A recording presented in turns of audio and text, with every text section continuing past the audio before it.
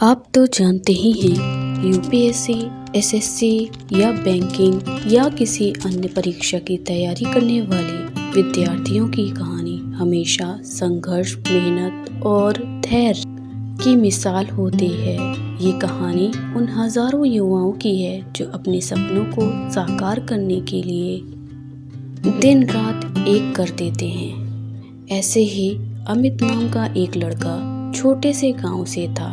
उसके पिता किसान थे और मां गृहिणी। गांव में पढ़ाई की सुविधाएं बहुत ही सीमित थी, लेकिन अमित के मन में कुछ बड़ा करने की चाह थी। उसे पता चला कि यूपीएससी की परीक्षा पास करके वह देश की सेवा कर सकता है। अमित ने गांव से दूर जाकर शहर में तैयारी करने का फैसला किया।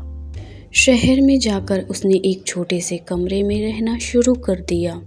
उसके पास साधनों की कमी थी, लेकिन उसके इरादों में कोई कमी नहीं थी। वह सुबह से रात तक पढ़ाई में जुटा रहता था। अमित के सामने कई चुनौतियां आईं, कभी पढ़ाई के लिए किताबों की कमी तो कभी शहर की भागदौड़ में मानसिक थकान। कई बार उसे अपने घर की भी याद आती, लेकिन उसे हिम्मत नहीं हारनी थी। उसके परिवार ने भी उसका हौसला बढ़ाया और उसे लगातार प्रेरित किया।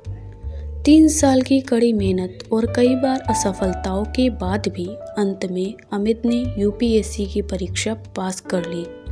उसके लिए यह सिर्फ एक परीक्षा पास करना नहीं था, बल्कि उसकी मेहनत और संघर्ष का फल था।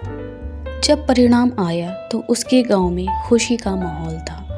अमित की सफलता ने यह साबित कर दिया कि अगर इरादे मजबूत हों तो कोई भी कठिनाई आपको रोक नहीं सकती।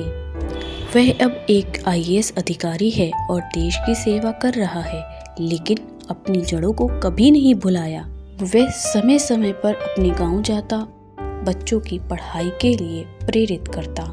यह कहानी सिर्फ अमित की नहीं, बल्कि उन सभी एस्पिरेंट्स की है जो अपने सपनों को साकार करने के लिए दिन रात मेहनत करते हैं। उनका यह संघर्ष और सफलता लाखों युवाओं के लिए प्रेरणा का स्रोत है।